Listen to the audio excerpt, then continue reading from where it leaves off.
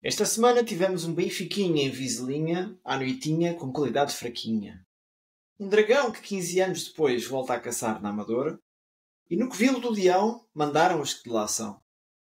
Para terminar, parricídio em Faro, seja lá isso o que for.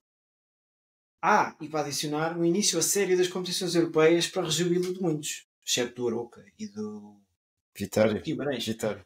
Bom, vamos lá a isto. Episódio 8 da temporada 2 de Sportaólicos. Diogo Silva, Bruno Silva aqui à minha esquerda, a ver se a gente não anda aqui à porrada porque estamos mesmo ao lado do outro. E César Miranda diretamente de Londres, o nosso enviado especial já para as competições europeias. É verdade, mas não se passa muito aqui. Só que o PSV vem cá jogar.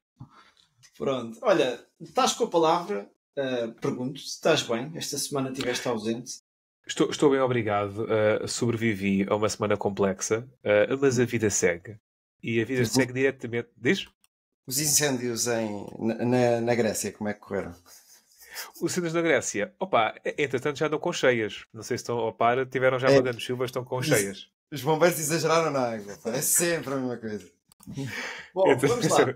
Pega lá então no teu tópico e conta coisas às pessoas. O meu tópico tem uma bifurcação. Ora vai a Vizela, ora vai a Faro. E eu vou começar primeiro em Vizela. Ok? Para os que não viram o jogo, não perderam muito. Um jogo muito fraquinho. Num fim de semana às 8h30 da noite, com frio, em Vizela, paupérrima expressão daquilo que é o futebol português, numa casa com 5.500 espectadores. Fraquíssimo. Vitória fraca do Benfica, que até entrou com alguma intensidade. Os primeiros 20 minutos dava a ideia que aquilo podia ser um bom jogo de futebol e que o Benfica ia à procura de uma goleada, mas rapidamente o Benfica tirou o pé do acelerador e decidiu, não vamos jogar mais à bola, vamos abrandar, e deram espaço até ao Vizela para crescer. Sendo que o Vizela também não soube crescer muito, em boa verdade. Fizeram um gol de penalti, mas estamos a falar de um jogo que teve 11 remates. É um jogo fraco, chato de se ver. Bom indicador. Notas positivas. O gol de Maria. É um bom gol, não há volta a dar. O box-to-box João Neves. Sempre bem. A estreia a Turbine, que já se vê que tem um estoque de bola com o pé diferente de Odisseias Lacodimos. Podemos falar pelo negativo.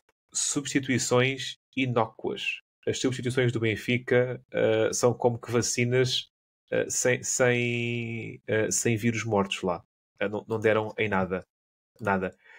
E então, devido a isto, pergunto a ti, Diogo, achas que o Benfica está mal e que o Benfica não joga a bola esta época? Não, olha, isto em termos técnicos e pegando naquilo que é o desporto automobilizado, eu diria que o Benfica é um Ferrari, mas que anda a meter gasolina do Pingo Doce.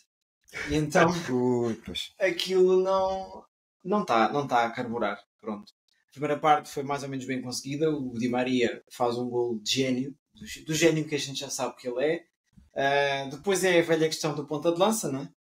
Fica a dúvida quem é que é o ponta de lança do Benfica, mas eu acho que já lá vais. Eu gosto do Musa.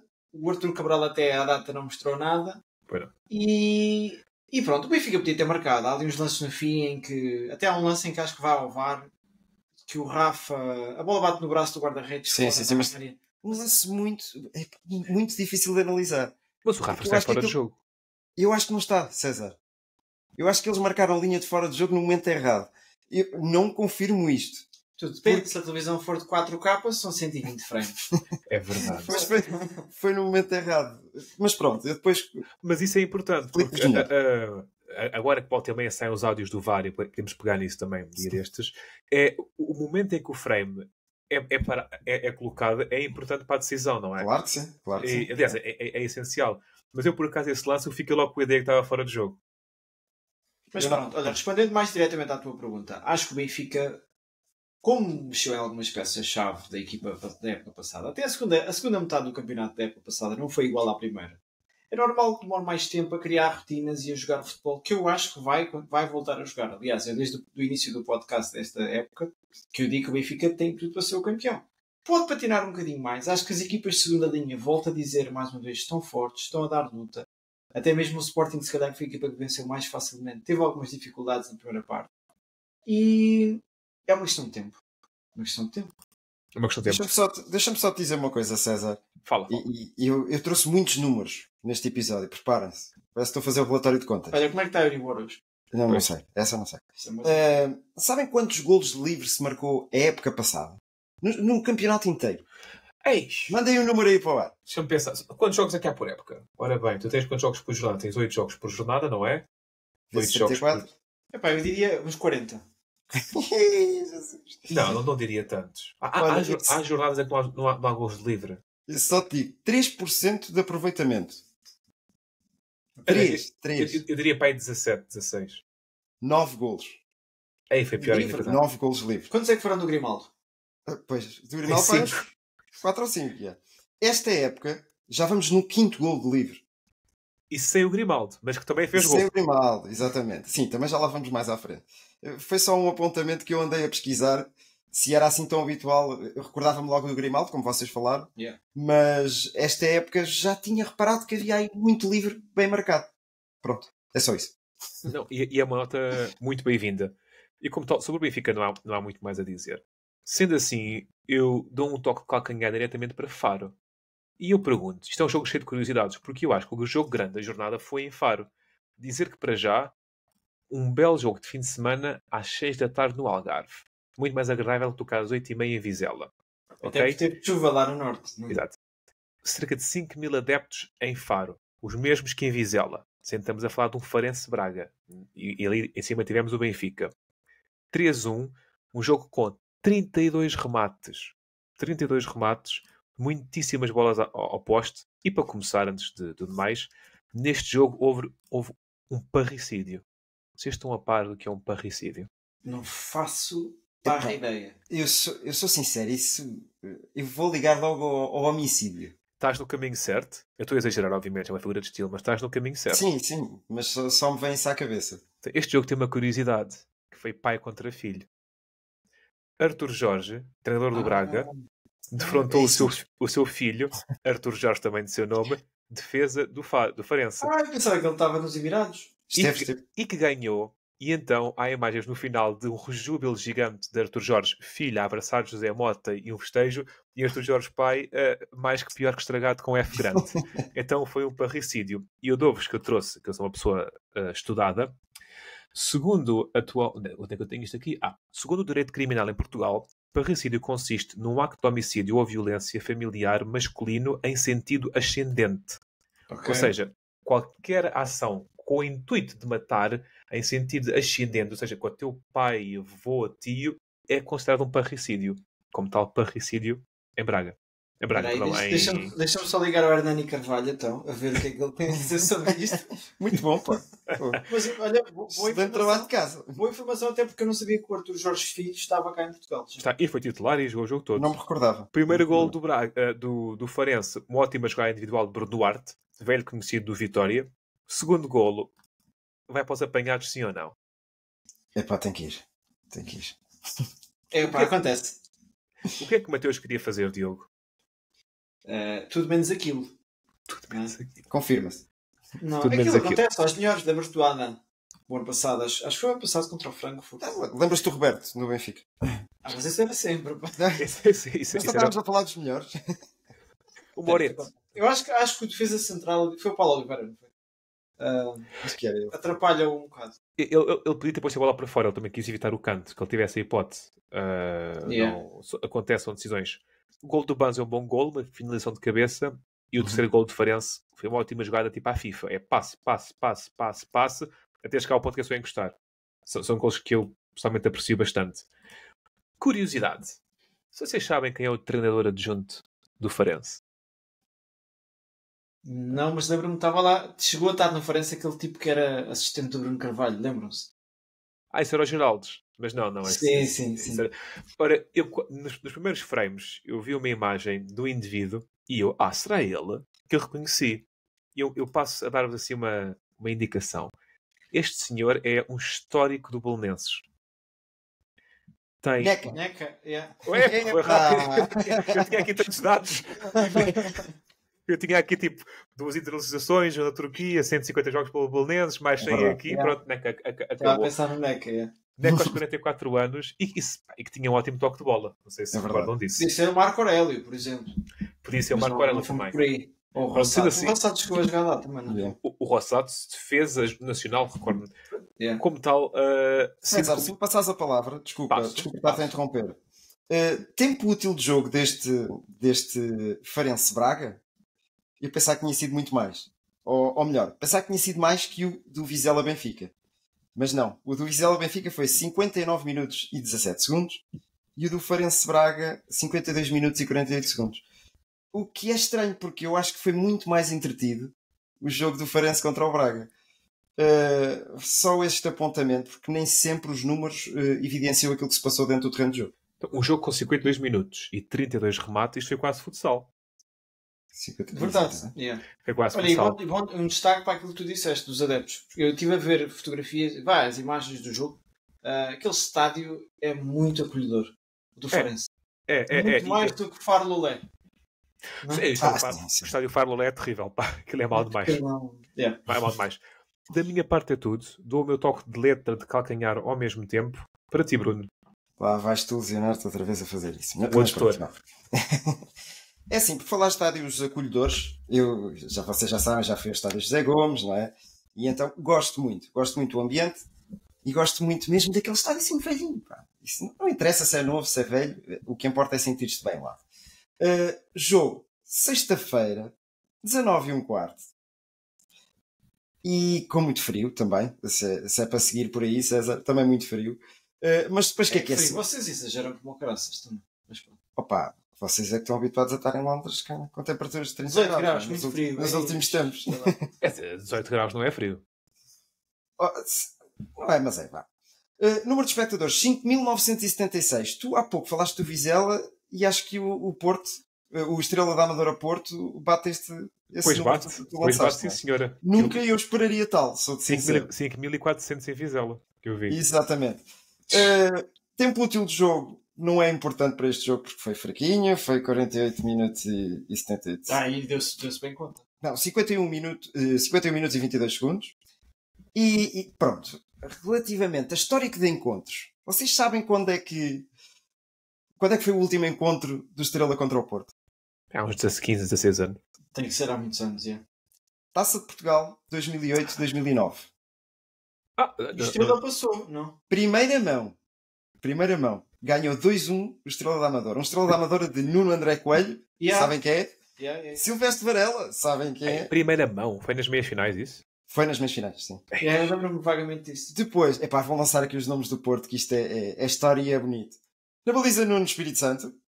Depois, Fuchile, Rolando, Saponaro, Stepanov, Tomás Costa, Andrés Madrid, Fred Guarín, Hulk, Lisandro Lopes e Ernesto Farias.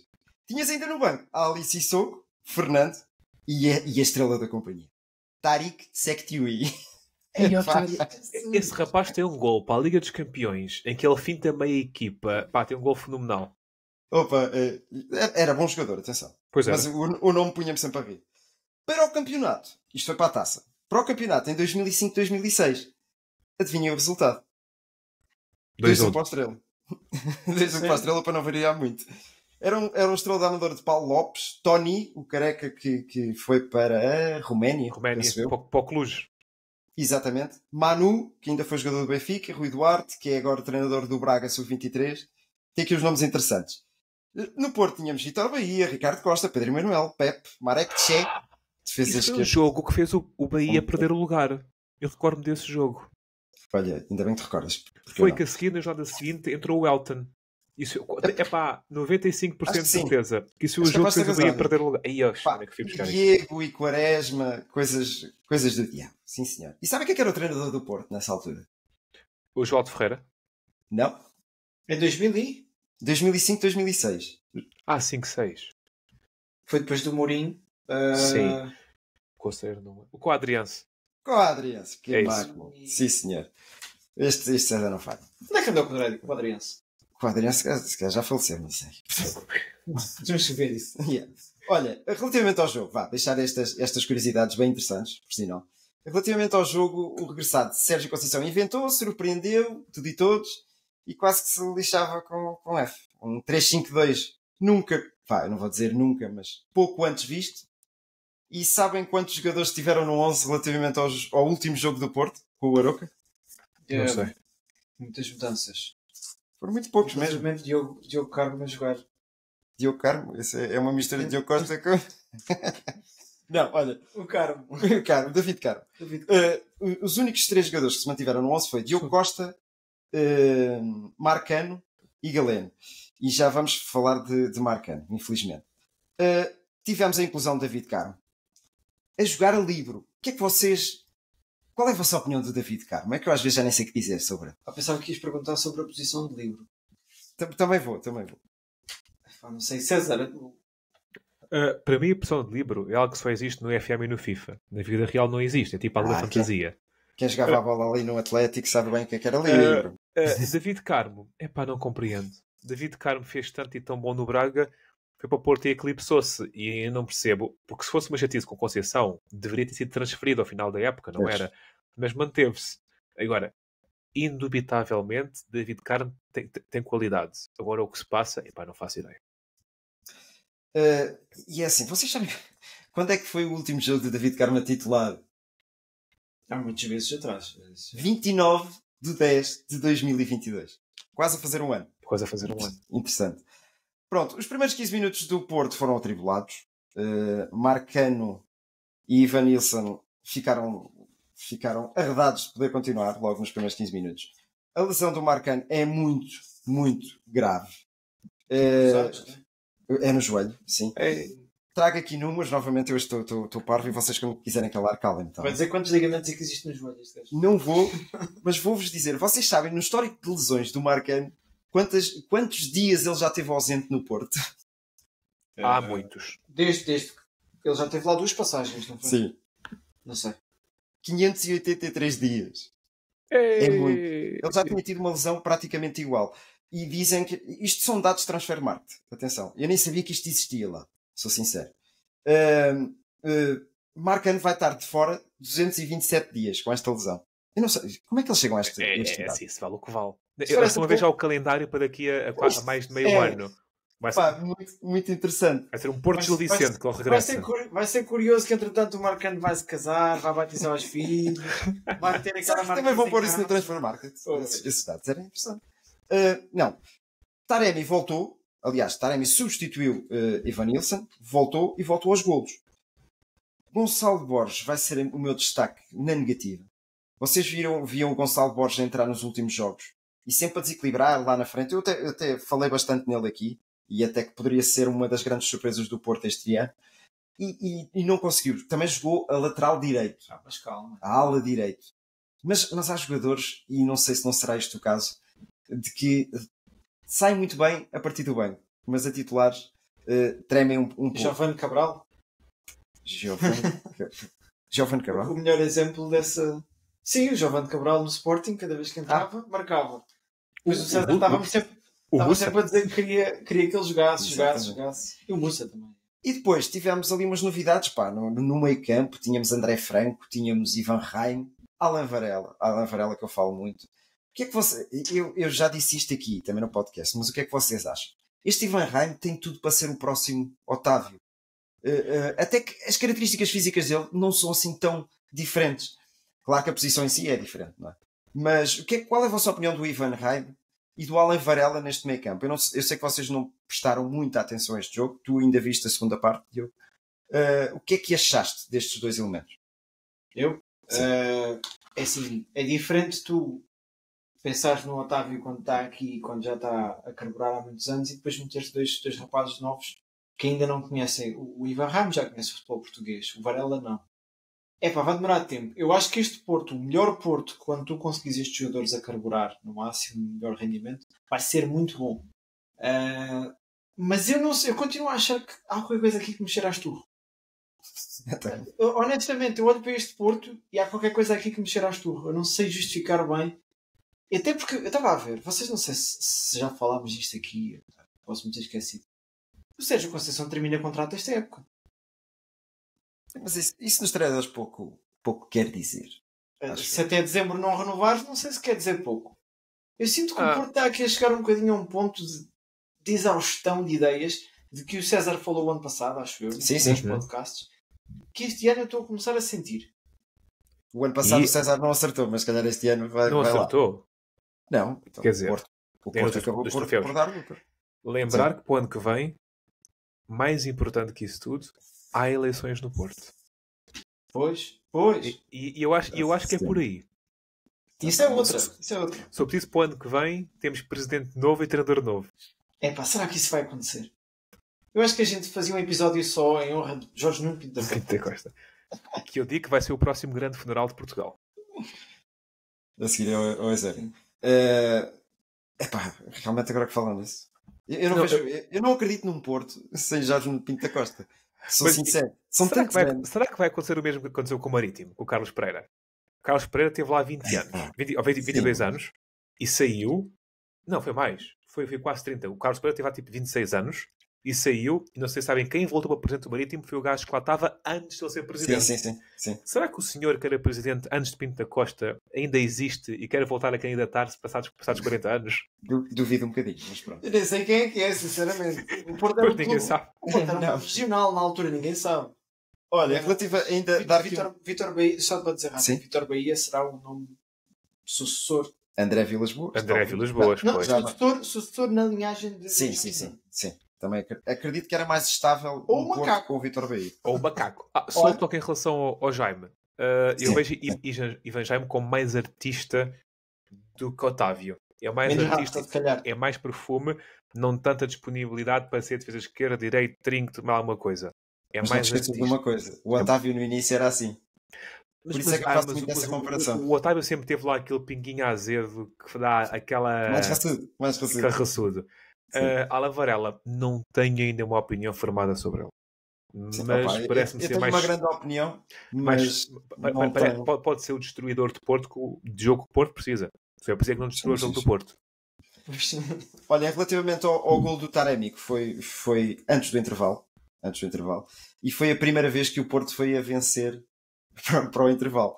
Curiosamente, estamos a falar de uma equipa grande que não estamos habituados a isso, não é? Dando o salto aqui para os lados de Lisboa, não é? Onde tivemos um Sporting, que eu vou ser sincero, o Sporting deita-me perfume, é aquela equipa que eu gosto mais de ver jogar no nosso campeonato, neste momento. Vou seguir o mesmo padrão. Espectadores. Acho que foi o recorde da Liga, este jogo do Sporting contra o Moreirense. Foram 36.815 espectadores. Tempo útil de jogo, 56 minutos e 5 segundos. Foi bom. Agora, outra pergunta para vocês. Quando é que o Moreirense ganhou em Alvalade? Recordam-se? Nunca. César? Já ganhou? César ir aos registros dele? Nos tempos do Geraldo Ferreira, se calhar, ou... não sei se me deste uma pista, mas não sei se de repente. É um número redondo. 0 também. Pronto, sim, senhor. Mas será que o Moreirense alguma vez ganhou ao Sporting? Uma vez, pai. Não sei. Bem, César, também não sabes? Não sei. Ganhou, curiosamente, numa quinta jornada de uma Superliga de 2003-2004. Muito bem. O Guilás, a ponta de lança. Espera, não tinha o Guilás. O que é que tinha aqui de jogadores conhecidos? Isto vai ser giro. Prepara-te, César, tu prepara-te que este nome vai-te dizer alguma coisa, de certeza absoluta. Saiu do banco um jogador que tinha passado pelo Sport Lisboa e Benfica, Cristian Uribe. Isso era um chileno. Sim, mas esteve no Benfica ainda uns bons anos está no Moreirense. Era um médio, salvo erro. Era, com um bom remate. Era um médio com bom remate. Ganhou 1-0. O gol foi de Manuel. Eu recordo-me... Esse Manuel era um brasileiro. Manuel com O. Com O, exatamente. Sabes que lembro-me desse gajo. Fantástico. Olha, eu vou lançar os nomes do Sporting nessa altura. Na Linha tínhamos o Ricardo. Não sei se perceberam o trocadilho. Luís Filipe. Sim, ainda direito. O homem que marcou o primeiro golo no Alvalade 21. Muito bem. Estão manchado. Quiroga. Polga. Facundo Quiroga. Exato. Beto. Rui Jorge. Custódio. Rui Jorge, Custódio já são treinadores dois. Tonito. Fábio Rochambac. Elpidio Silva. Pistoleiro. Pau. Cereja no topo do gol. Ainda não vou ao banco. Cereja no topo do gol. Quem é que era o treinador? Em 2004? 2003, 2004. Paulo Bento. Não, era pé zero. Não. 3, 4. Acertaram, meus meninos. Não acertaram. Não, peraí, o pé zero foi 4, Augusto 5. Inácio? Quem, Tiago? Augusto Inácio? Não. Eu vou Peraí, isto é lançar. o ano em que o Porto ganhou a Champions. Quem é o treinador do Sport nessa altura? Neste jogo, o treinador do Sporting era Fernando Santos. Ei! E por falar que havia muitos... Estamos aqui a ver os nomes e já tem aqui muitos treinadores da altura, não é? Temos aqui um Paulo Bento, no banco. Pois. Temos um Ok. Luís Lourenço, Lembro no desse banco tipo. também. Médio de Gil Clayton. Vicente. Hugo, que acho que também já é treinador. E Pedro Sim. Barbosa, grande Pedro Barbosa, do futebol no momento.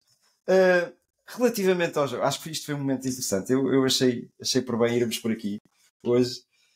O pós-seleções após as seleções, o Sporting continuou a carburar.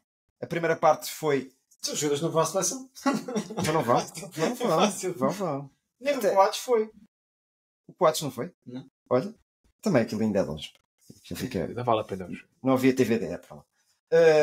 Mas foi o Yulman e foi o Jokeres, não foi? Exatamente, e acho que são as peças fulcrais O deste Ilman, jogo. cuidado. Aquele rapaz sabe chutar. Exatamente. Bujas não vale. Bujas não vale. É que não foi só este jogo, e já vem do jogo com o Braga. Aquele homem sabe chutar a baliza. A pergunta crucial que eu vos faço é: então como é que o Ruben Amorim tem coragem de tirar o melhor ponta de lança do futebol português, do 11 do Sporting, e manter o melhor lateral direito do futebol português no 11 do Sporting? Onde é que está a coerência? Expliquem-me. Realmente. Expliquem-me, eu não consigo. Não chego lá. Eu gosto de ver Edwards. E Edwards abana com o jogo.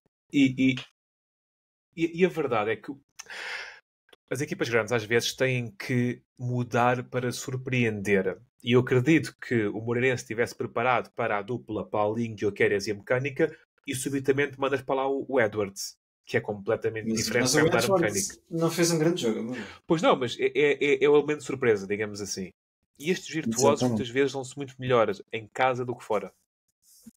Exatamente. Relativamente ao Edwards, o Ruben Amorim no final veio explicar que não podia pôr lá dois homens na frente e tinha que pôr mais um criativo, É isso. um avançado mais móvel, Yeah. para baralhar lá as coisas.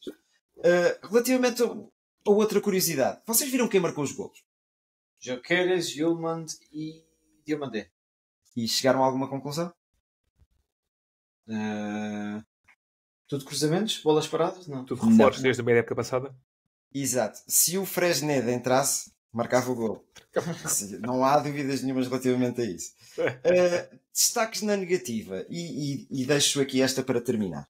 Porque não tenho visto um Pedro Gonçalves a jogar a alto nível. Ruben Amorim já justificou isso. Não tenho visto o próprio Edwards que teve neste jogo a jogar a alto nível. E Nuno Santos. Onde é que está o Nuno Santos da época passada que fez aqueles gols de Olha, letra? discordo. Epá, este Nuno Santos parece um bocadinho diferente. Agora Agora cansado não, da seleção, é o desgaste.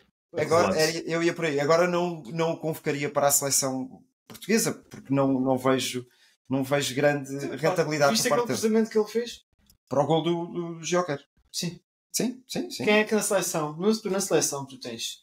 Posso estar aqui a dizer uma grande baboseira. Assim, com aquela capacidade de cruzamento, tu tens o Rafael Guerreiro, que estava lesionado desta última vez. Uhum. Poderias eventualmente ter o Rafa a fazer aquilo com o pé esquerdo, né? O Leão e o Bernardo. Mas não os vejo a fazer tanto aquilo. Aquele tipo de movimentos. Nem o Rafa tanto. Mas o Guerreiro e o Nuno Santos. E o Mário Rui, talvez. O Mário Rui é esquerdinho. Mário Rui é. Estavam os dois lesionados. Levaste o jogador. Levaste o Cancelo, que é um jogador fantástico e 1000 vezes melhor que o Nuno Santos. Não é isso a questão. Mas o Nuno Santos tem características particulares que eu acho que seriam interessantes estar na seleção.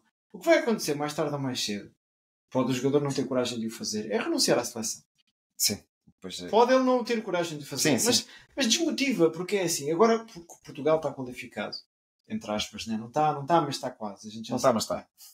Será que não era levar para lá 2 ou 3 minutos? E nem digo do Sporting só. Digo de outras equipes. O Bruma, pelo menos, é um caso que me chama a atenção. O Beto, que no Everton está a fazer um bom arranque de época. Mas pronto, isso é discussão para o podcast da semana passada. Já não vou voltar mesmo. lá. Não, e para finalizar, os primeiros 30 minutos foram animados com 3 bolas nos ferros, 0-0 ao intervalo, e depois do descanso vem um Sporting mais dominador, com ganas de vencer, e munido com um morteiro dinamarquês e um Panzer sueco, que acho que foram os grandes jogadores deste jogo. Agora o que vem aí são competições europeias. E vou chutar a bola com o dedo mindinho, talvez aleijar, não sei, para o Mas é para Diogo. longe. Para o É Diogo. para longe. Porque fica a dúvida. O Porto vai jogar... Bom, não vamos... Peraí, vamos falar disto como deve ser. Sim. Competições europeias não começam logo com o Porto. Aliás, acho que até é um jogo logo às 5 e tal da tarde. Que até me dá jeito. Então continua esse para horário. trabalhar. Eu não gosto desse horário. Yeah, mas Também tem não. que ser. Tem que ser. Bom, então, vamos lá ver. Esta semana temos jogos grandes. Caso vocês não saibam, fica aqui o serviço público. Força. Terça-feira, PSG Dortmund.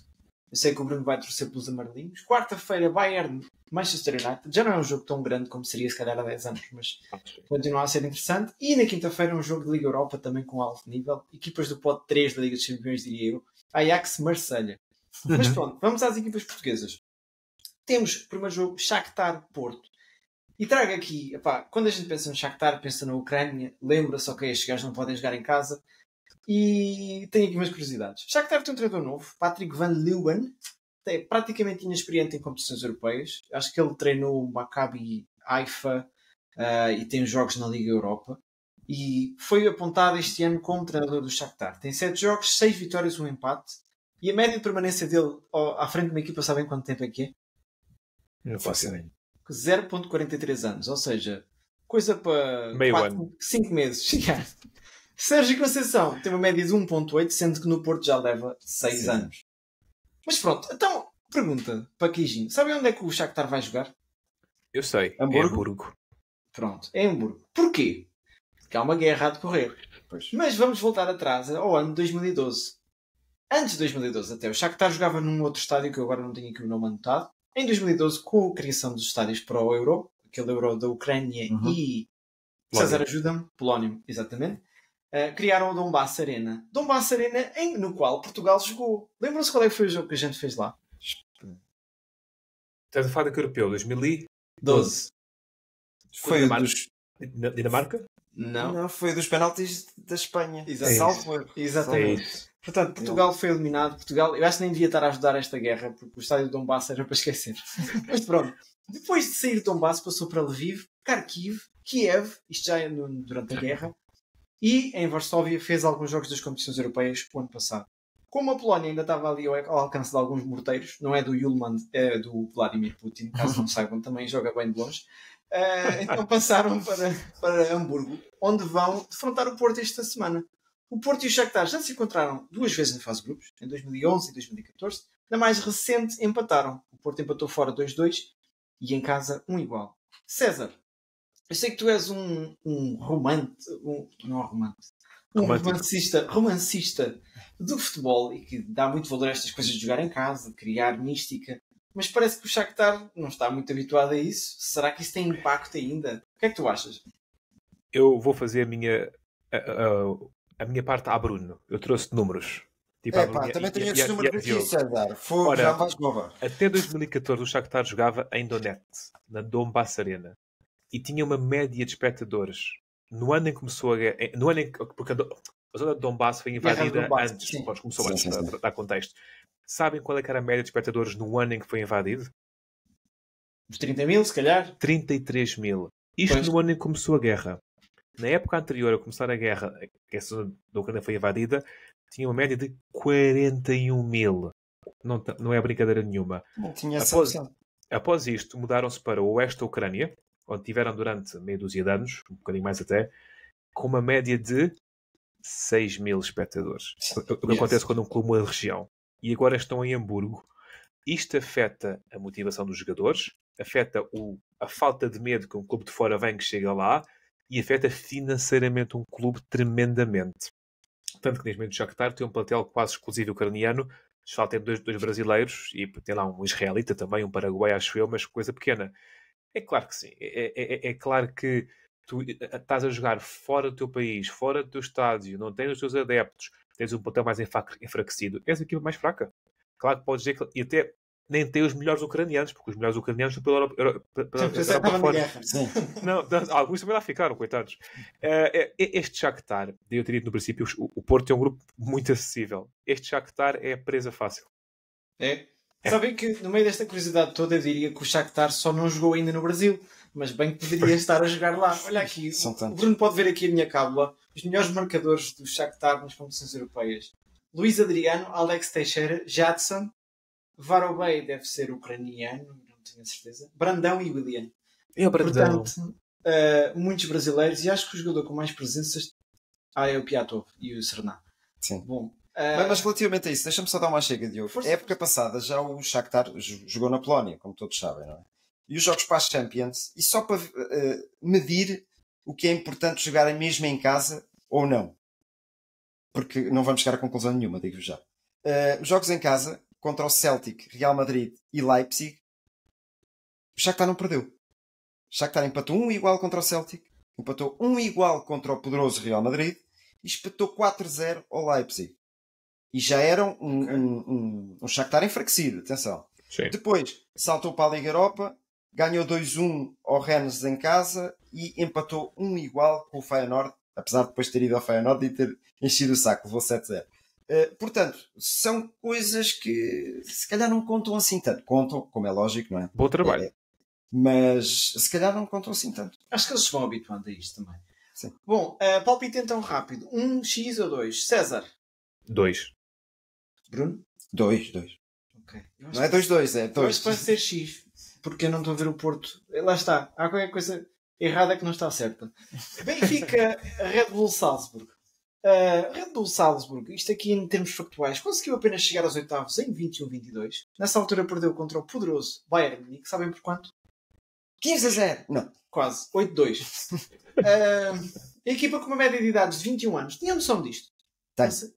Muita. Basicamente o Salzburgo é um entreposto de jogadores, não é? Metes ali os jogadores jovens e depois exportas. O Haaland, por exemplo, é um exemplo disso. Exatamente. E esta época tem Dedic e Konaté, que o Bruno deve conhecer melhor ainda do Conheço. FM, não é? E dou-te mais nomes se quiser. Não quero. Roger Schmidt regressa a uma casa onde fez 99 jogos. Bem que poderia meter a braçadeira de treinador do Red Bull Salzburg e fazer o jogo 100. Mas pronto, olha, nada a ver. Mas sendo este um jogo contra a Red Bull, o que é feito da questão do naming do Estádio da Luz? Nunca mais falou disso. Olha, e ainda bem. Hein? Ainda bem? Ainda bem. Não precisamos disso para nada. Então, olha, é daquelas coisas que eu acho que não precisamos disso para nada. Eu não acho que o Benfica vá subitamente buscar um lateral esquerdo novo por mudar o naming do estádio. Estou muito me animando. Olha, e é daquelas coisas que eu não quero vender. Não quero. Se me disserem que o Benfica mantém o estádio, mantém o nome do estádio e em cada 10 anos ganha menos 2 campeonatos, que assim seja. Agora, não me está a precisar jogar na Arena Vodafone ou na Arena Pingo Doce. Esqueçam lá isso. Eu acho que isso vai ser ressuscitado quando António Costa tiver uns impostos para lançar. Nessa semana vai-se falar altamente disso e o Rui Costa faz o anúncio ao mesmo tempo que o António Costa. Porque ele é benfiquista e ele sabe gerir isto. Mas para, relativamente a esse ponto, a única coisa que eu me recordo que se discutiu foi em meados de junho e que Domingos Soares Oliveira disse: é para fechar este verão. O verão também ainda não terminou, não é? Realmente, Mas... Para dia 23 de setembro, o verão. É fechar rápido. Todos os anos eu vejo uma notícia que Domingos Soares Oliveira vai sair do Benfica. Eu vejo isto já para 7 ou 8 anos. Agora fala-se das Arábias também. Por lá mantém-se. É Bem, vamos então prosseguir, pessoal. Sendo este um dos adversários mais acessível, diria eu, o Benfica depois tem o Real Sociedade e o Inter. E o Inter são equipas difíceis, a meu ver. Isto é um jogo que o Benfica tem a obrigação de ganhar, não é, Bruno? Claro. Só que há um problema. Isto é Champions. E há um segundo problema. A equipa do Salzburgo é muito, muito boa. Eu sei que eles estão, curiosamente, jogaram contra o Sturm Graz, que vai jogar contra o Sporting, certo? Acho que não estou errado. Empataram 2-2 e são as equipas que vão destacadas na frente do campeonato. É um campeonatozinho, aquele também, verdade seja dito. Mas são as únicas duas equipas que ainda não perderam. Agora, o Benfica tem em casa, o jogo é em casa, certo? Não estou aqui a dizer agora para sim. Podes já dar o teu palpite, 1x2. Dou já o palpite de 1, claro. E era um jogo bom para marcar muitos golos. Mas tenho quase a certeza que isto não vai acontecer. Que o Arthur Cabral não vai marcar, não? Sim, mas isso é... César, 1x2. Faço minhas palavras do Bruno. Isto é, em teoria, o jogo mais fácil dos 6. Sim. Ok, concordo. Também vou para isso. Depois, o jogo de quarta-feira, o Benfica Red Bull Salzburg. Quarta-feira ainda joga-se também o Braga-Nápoles. Braga com 2 participações em 2010 e 2012. tem 12 jogos, portanto, na Liga dos Campeões contra o Nápoles, todo poderoso, com 62 jogos na Liga dos Campeões. Os valores destes plantéis são altamente dispares, com 577 milhões de valor de mercado do Nápoles. O Braga com 124, mas também há ali potencial escondido, diria eu. E potencial que se calhar já deu o que tinha a dar, mas ainda tem alguma coisa para dar. E a minha pergunta vai para ti, César. José Fonte, Moutinho, Ricardo Horta, Bruma, jogadores assim com mais experiência, será que podem fazer a diferença neste Braga-Nápoles? Podem, devem, sendo que José Fonte e Moutinho estão num nível diferente de Bruma, por exemplo. E ainda se podia pôr aí o Pizzi. Sim, o Pizzi também. É um jogo... E o Mateus que sim, tem muito bom nome bom. É um jogo em que o Braga pode ambicionar algo, pode ambicionar uma gracinha. Se o Braga perder este jogo não é nenhuma desgraça. Se for goleado é mau, claro. Mas é um jogo onde eles podem ambicionar fazer algo. Não estou a ver Moutinho a ser titular. Talvez entrar durante o jogo para dar aquela circulação. Estou a ver um Braga a tentar dar as suas habituais esticadas no jogo com pontapés de longe do Mateus, corridas do Bruma, corridas do Djaló, a Bela Ruiz a jogar muito costas para a baliza. É capaz de jogar o... está fugindo o nome agora. O Vítor Carvalho, que veio do Gil Vicente, que é ali um jogador assim meio fetiche do Arthur Jorge. Estou a ver mais por aí.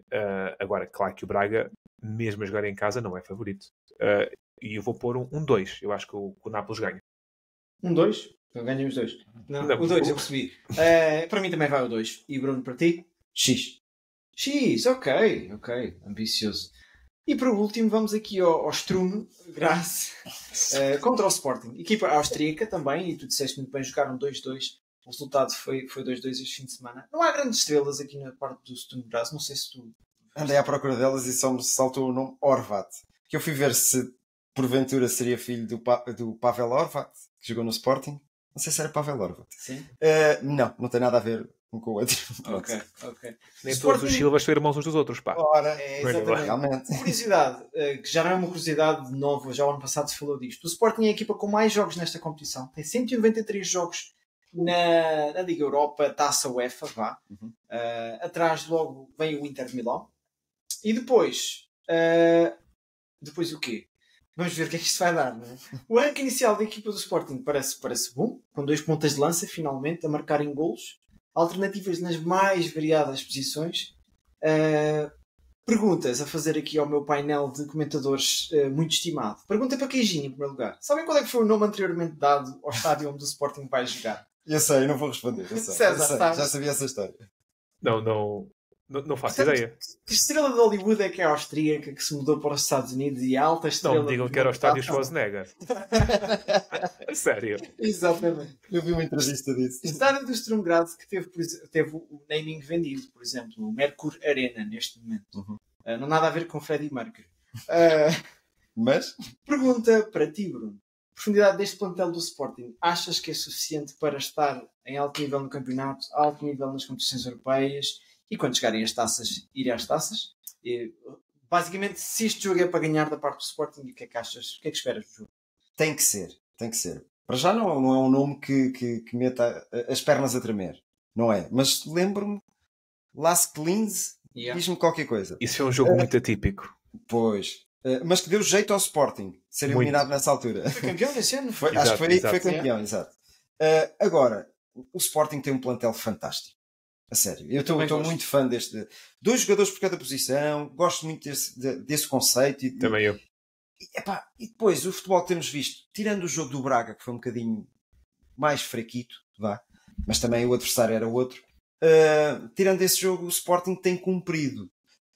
Treme e claudica às vezes em determinadas etapas do jogo. Mais, se calhar. A nível defensivo, talvez, sim. Mas, eu acho que digo já que é 2 para este jogo. E o Sporting tem que marcar e tem que sair de lá com aquela lufada de sentimento de dever cumprido e marcamos golos e damos espetáculo. É isso que tem que acontecer. Suspeito que Gyökeres não vai ser titular. Ok. Queres elaborar rapidamente? Porque eu acho que, mal ou bem, vamos encarar esta Liga Europa, e o Ruben Amorim acho que deu uma deixa relativamente a isso. Vamos encarar esta Liga Europa como se um jogo da Taça de Portugal assim fosse. E eu Não, ele não disse isto com estas palavras, atenção César, para não me interpretarem mal. Mas vi que podia mexer na equipa e depois comecei eu a pensar, quem é que tem jogado sempre? Gyökeres. E tem sido uma peça fundamental deste Sporting. Yeah. E ele não vai querer perder os Gyökeres para o resto da temporada, com um azar que seja, não é? Acredito que vai ser Paulinho lá na frente. Eu espero que me engane, espero que jogue Paulinho e Gyökeres e haja golos, não é? Mas o Edwards também não deu uma resposta clara daquilo que pode ser e tem-me desiludido ultimamente. O Pedro Gonçalves a mesma coisa. Qual que é que o Sporting joga a seguir? Para o sei. campeonato? Sim. Não sei, agora de cabeça não sei. É que ainda por cima o Sporting a seguir vai fora no campeonato, em teoria. Eu acho que joga em casa. É? 2 vezes? Acho que sim. Porque o Sporting neste momento, obviamente, tem muita margem de manobra na Liga Europa. O Sporting tem um grupo acessível. Como tal, pode dar ao luxo. O Sporting joga segunda-feira com o Rio Ave. Em casa? Okay. Sim. Pois, sim. É isso. Aquele jogo de segunda-feira à noite. O Sporting pode estar ao luxo de rodar, diria eu. Todos concordamos com o 2, não é? Sim. Sim, Okay. sem dúvida. Ok. Pronto, e está aqui feita a antevisão das competições europeias. Depois há aqui mais uns quantos jogos que não interessam ao menino Jesus. Já sabem que esta altura das competições europeias não há Superliga ainda, não há Superliga para entrar o Al Hilal e o Al Nassr, mas pronto. César, o que houve foi uma super Fórmula 1 este fim de semana, não foi? Aceleramos a muito bom ritmo para Singapura. O grande prémio com viadutos por cima e o grande prémio que teve um coro de crianças a cantar o hino. Sabem quantas línguas é que tem o hino de Singapura? Tantas quantas cantarem? Pois bem, e quantas é que costumam cantar? Quantos idiomas? Quantas crianças é que estavam a cantar? 72. Estou 72.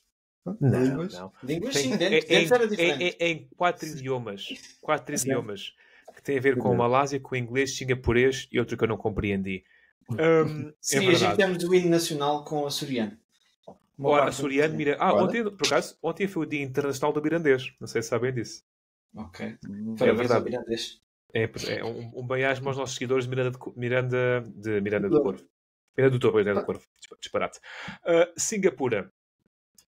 Uma pole position com Carlos Sainz na frente, que acabou por ser o vencedor. Um pódio com Sainz, Norris e Hamilton, que ainda houve ali outros cheirinhos que podemos chegar mais à frente, e a volta mais rápida foi de Lewis Hamilton.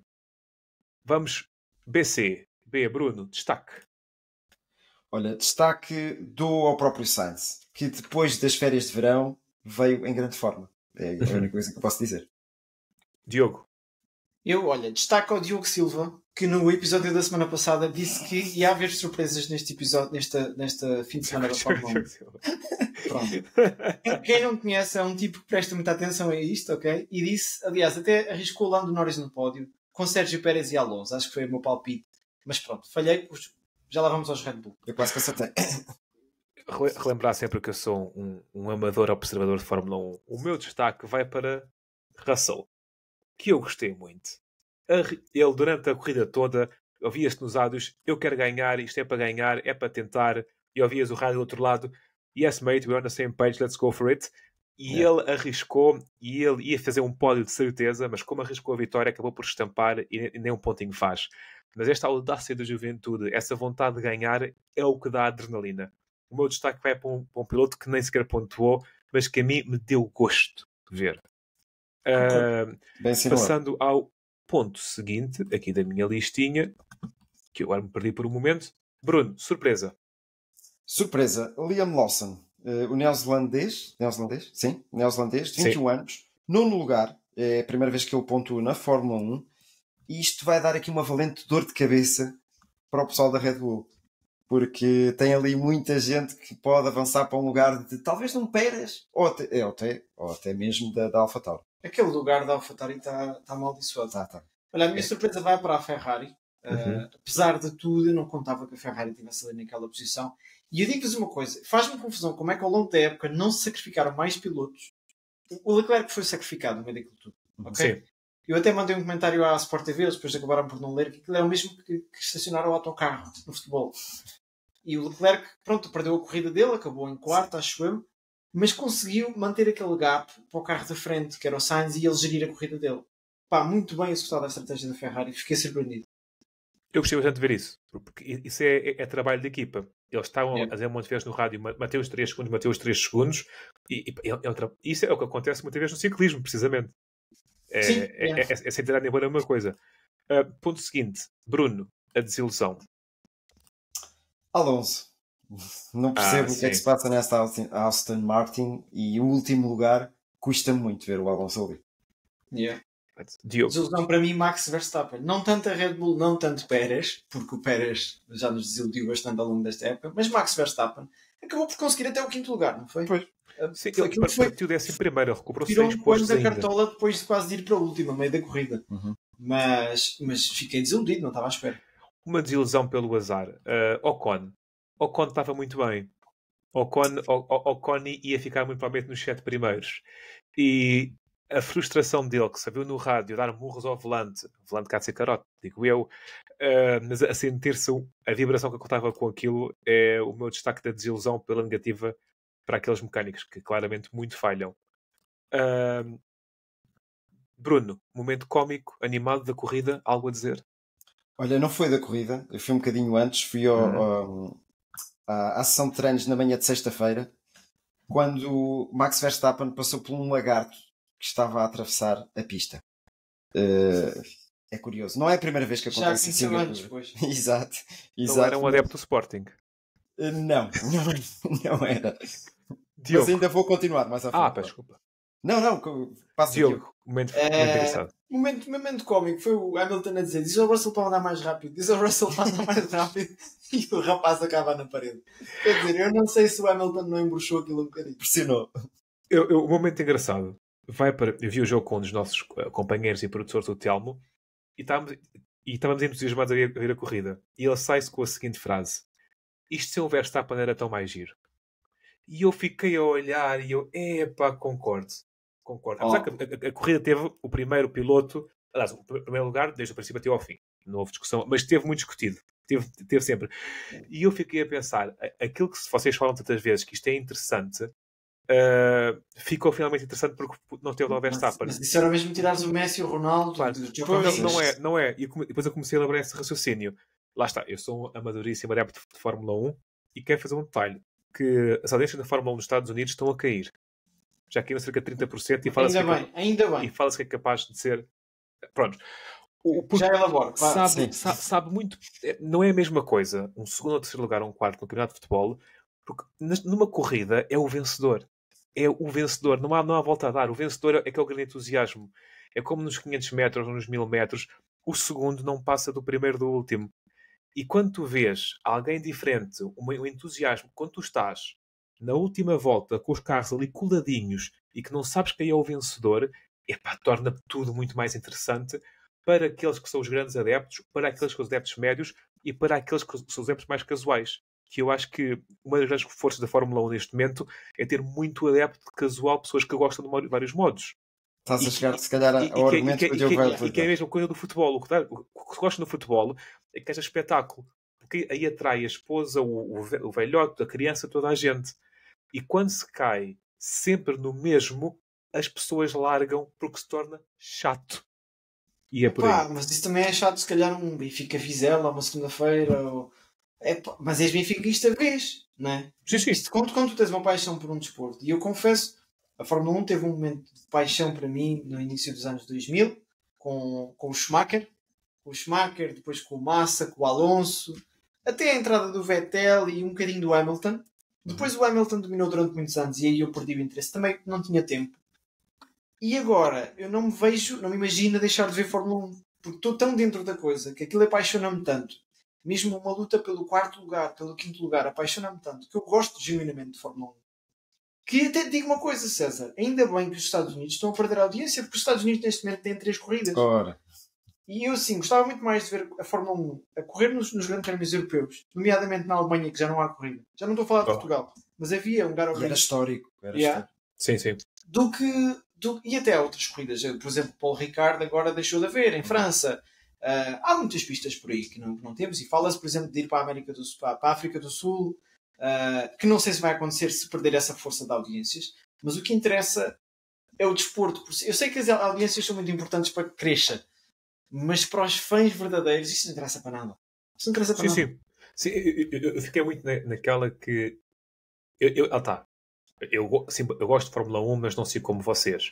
E eu quando vejo uma corrida de Fórmula 1, procuro entusiasmo, procuro ultrapassagens, procuro alguns choques, procuro disputas ali pela unha negra, procuro uma corrida que tenha um não anunciado vencedor. E daí eu ter dito, esta foi a corrida que eu mais gostei.